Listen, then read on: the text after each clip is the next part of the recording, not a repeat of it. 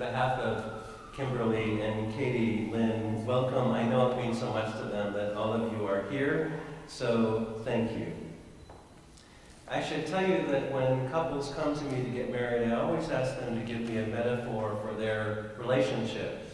Some image that will help us plan their wedding to be uniquely them, something to return to as a reference point for their life together, and something that reminds them of what is of value in their relationship. I have to say that never has a couple so completely embraced their metaphor. As you might guess, Kimberly and Katie-Lynn chose cooking together. Hold up the as their metaphor, because as they say, cooking is something they enjoy doing together, and it's something that brings other people, family and friends together, just as we are this afternoon. How it felt to me to be deviled avocado is another story. We'll be saying more about that later on, but for now, we recognize that cooking together involves more than combining ingredients. Sometimes it comes from an old family recipe that brings comfort with familiar smells, or love in the taste of something that calls up memories of those who have nourished our lives. Sometimes the cooking we do together is done in communion with the generations that have gone before us. So as we begin this celebration, Kimberly and Katie-Lynn are going to take a few moments to honor their family members who have passed on but are present with us in all that nourishes our lives together and theirs.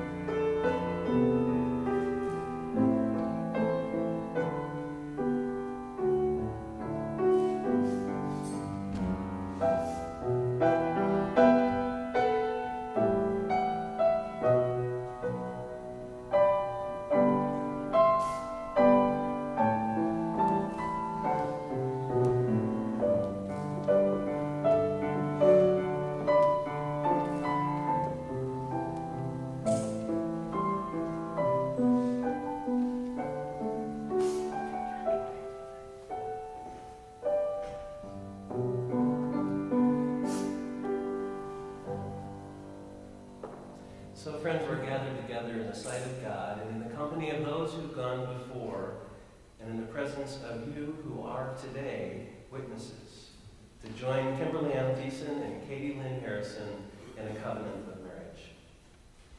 Kimberly and Katie-Lynn, will you be wife to each other, to love and to honor in sickness and in health, in joy and in sorrow, and be true to one another for as long as you both shall live? We will. To all of you gathered here, you're gathered not simply as observers, but as witnesses. Will you promise to love and encourage Katie-Lynn and Kimberly in the covenant they make before you this day? If so, please say, we will. We will. I don't even have to coach them to say it back. Will you pray with me? Creating God who has formed us in love, may this marriage and all our relationships, blessed by law or by the Spirit, be heart-sealed, strong as life, and stronger than death. And as we celebrate this wedding, may we be festive as Cana and creative as Eden, and may the God who promises to dress all Jerusalem like a wedding in heaven wipe away any tears from our eyes, so that we may see clearly in this marriage a joy that awaits us all. I pray this in the name of Jesus. Amen.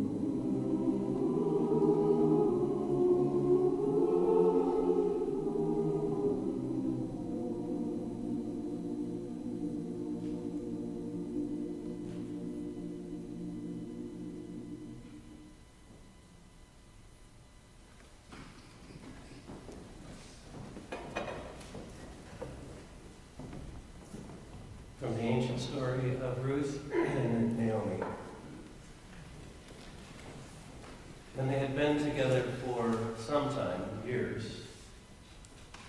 And when it just didn't seem like it made sense to be together anymore, Ruth says, "Do not urge me to leave you or to turn back from you. Where you go, I will go, and where you stay, I will stay. Your people will be my people, and your God, my God. Where you die, I will die, and there I will be buried. May the Lord deal with me, be it ever so severely, if anything but death separates you and me." These vows were spoken by two women at the start of a long and difficult journey to a new home, a new family.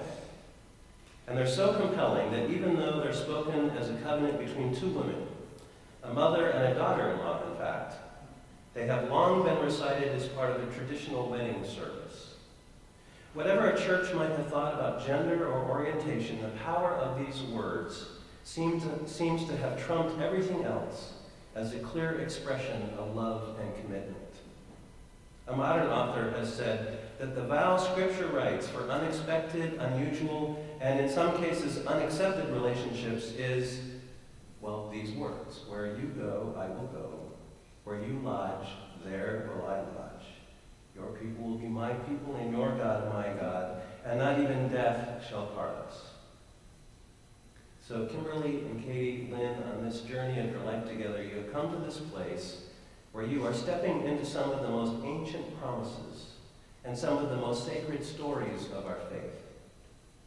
And if you read the story of Ruth and Naomi, you'll discover that the drama is set at the beginning of the barley harvest and revolves, therefore, around food and family. Convenient how that happens. You can be sure that as women in their culture, Ruth and Naomi spent a lot of time gathering food and cooking together. In fact, the pivotal point in the story is when a distant relative of Naomi, Boaz, invites Ruth to share a meal, and she eats and is satisfied, and believe it or not, there are leftovers. So Ruth takes what she has gathered back to Naomi, and Naomi eats and is satisfied. Making and sharing food in a world that could be hostile to these two women is a central part of this story. So it's fitting, Kimberly and Katie-Lynn, that stepping into this story with your own would include this metaphor of cooking together. Cooking, you say, because we are the ingredients and the spice in the dish we call life. We balance each other like salt and pepper completes a meal. Cooking together is about each of you as an ingredient, which means that you will blend together in something bigger than your individual selves, but only if each of you bring the fully unique ingredient you are. It is about balance. It is about time-tested recipes and a taste for adventure. It's about knowing when to cook comfort food and when to be an artist. Sarah Van Bretneck says, "Cooking is one of the best ways for your authentic self to remind your conscious self that you are an artist. Cooking is alchemy, a work of wholeness and progress." Or another writer says, "Home is where the stove is." When I think of all the places I've lived, she says, I think of what I cooked in the kitchen. Home is where I saute the garlic and chop the onions, where the frying pan makes music. And an old Russian proverb says, "The oven is the mother. Food, warmth, acceptance, I can find it all at the stove." So wherever you go, cooking together is your metaphor for being who you are, for family recipes and a taste of adventure, for the promise to find your way home. Wherever you are on the journey through life together, home is where the stove is. I know that you especially love two things: cooking together and camping. So Patrick and I are giving you a gift to remind you that wherever you are, wherever you go, home is where you cook together.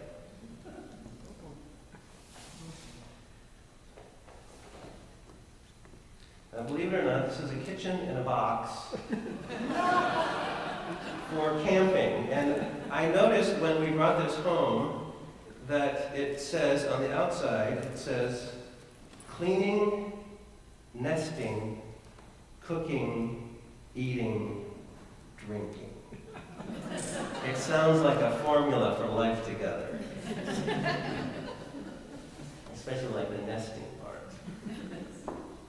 Now, I'll keep this for you until later, but finally I want to offer you this encouragement from Robert Fulgham.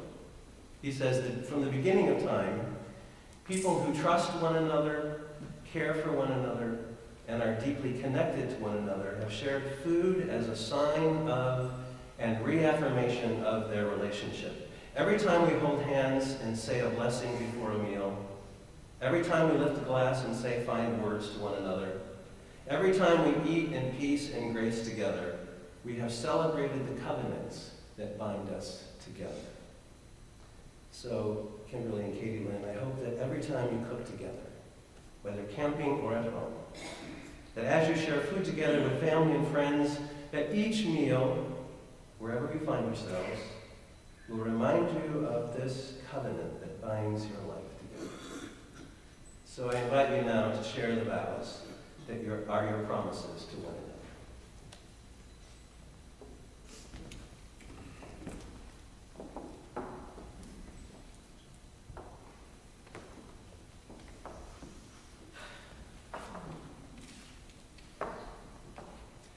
Roses are red, violets are blue. Oh wait, I'm supposed to talk about me and you. You are my dole. I want to love you with all my heart and soul. I don't want to sound cliche, but be there night and day. Katie-Lynn, you are so many things to me. And I'm sure you will be many more in our lifetime together. No one is perfect, but with all of this strength and weaknesses and with all of mine together, we are perfect. You complete me in more ways than I could have thought possible. I knew before my heart did that we were made for each other. Now my heart is caught up, and the joy that you feel from the love that I have for you is incomparable. And I know that you feel the same because your love radiates from you and surrounds me in warmth. Because of all these things, I want with all my heart to be the best person I can before you. I will love you forever. I will laugh with you when times are good. And I will lift you up when times are hard.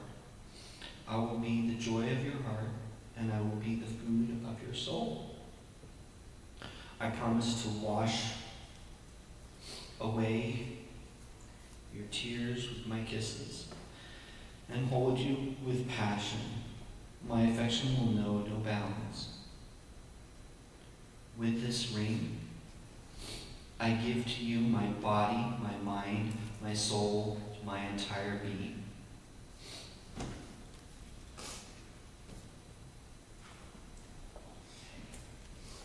Heart up to fall. My dearest Kimberly, here goes my makeup. We met on a day much like today. Rain and wind in Seattle, at night, late at night, at a bus stop. And I had just missed my last bus, and the kindness of your heart invited this stranger you met on a corner downtown home to spend the night on your couch. Although it was warned that I'd have to send it with Tom, who turned out to be a beautiful 18-pound gray and white tomcat. We spent the next few months learning about each other, and you were working on a relationship with someone else. And you asked for my help, and I gladly gave it because I saw the love you had in your soul. Through that process, I did everything to help you, fell in love with the soul that I saw in your heart, the pain that you had in your heart when things weren't going right, and the love that you wanted to share with the world.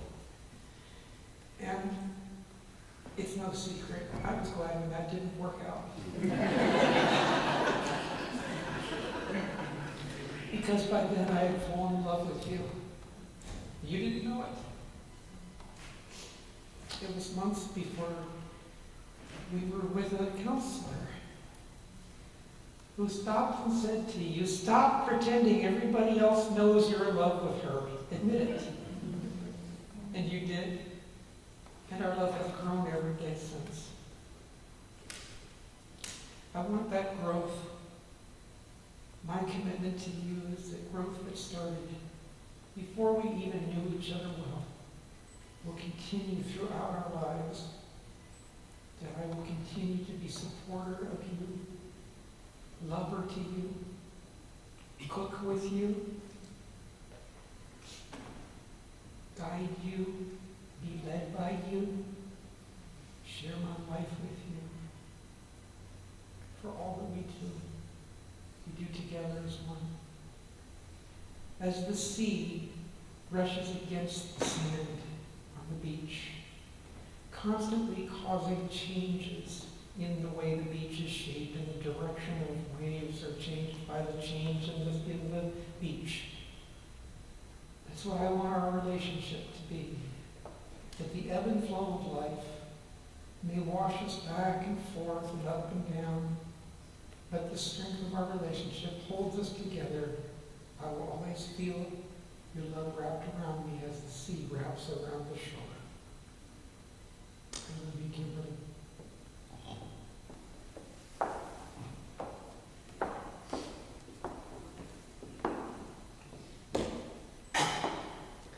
What sign do you give of the promises you make today?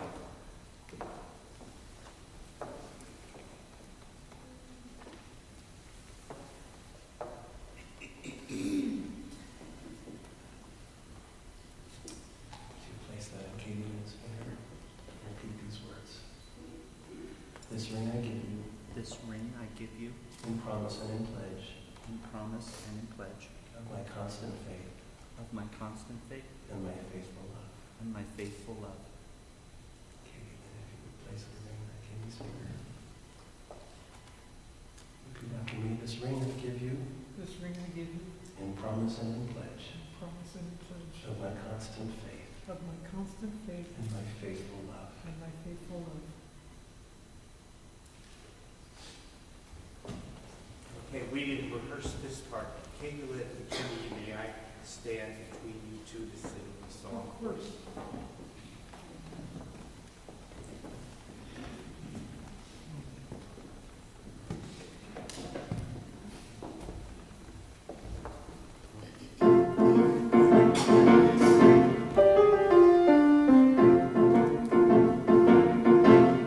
You are my sunshine, my only sunshine. You make me happy when skies are gray. You'll never know, dear, how much I love you. Oh, please don't take my sunshine away. The other night, dear, as I lay sleeping, I dreamt I held you in my arms.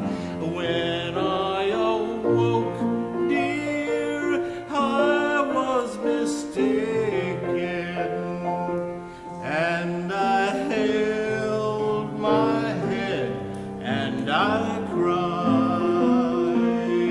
You are my blessing, my life's true blessing, and now our lives are joined in one. You light my darkness with your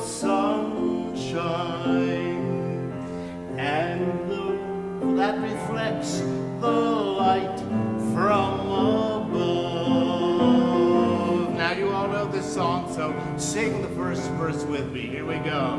You are my sunshine, my only sunshine. You make me happy when skies are gray. You'll never know, dear, how much I love you. Please don't take my sunshine away. All right.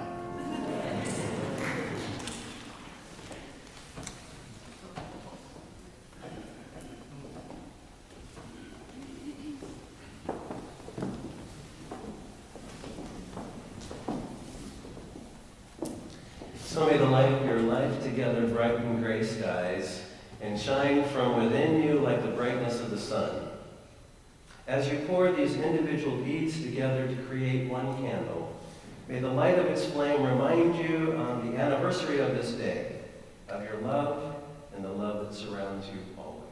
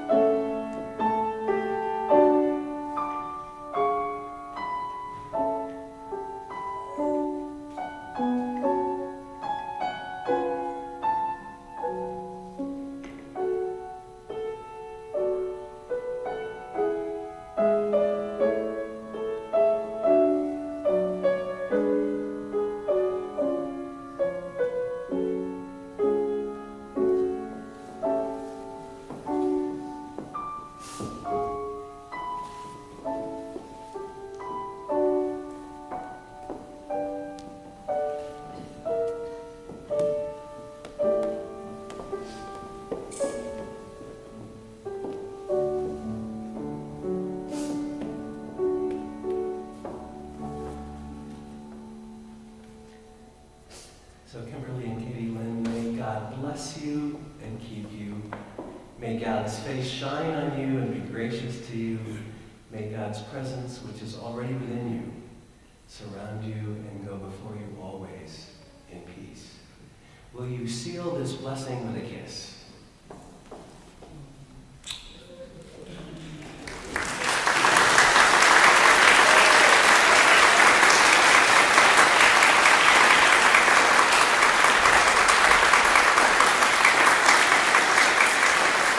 And now, by the authority vested in us according to the laws of the state of Washington, I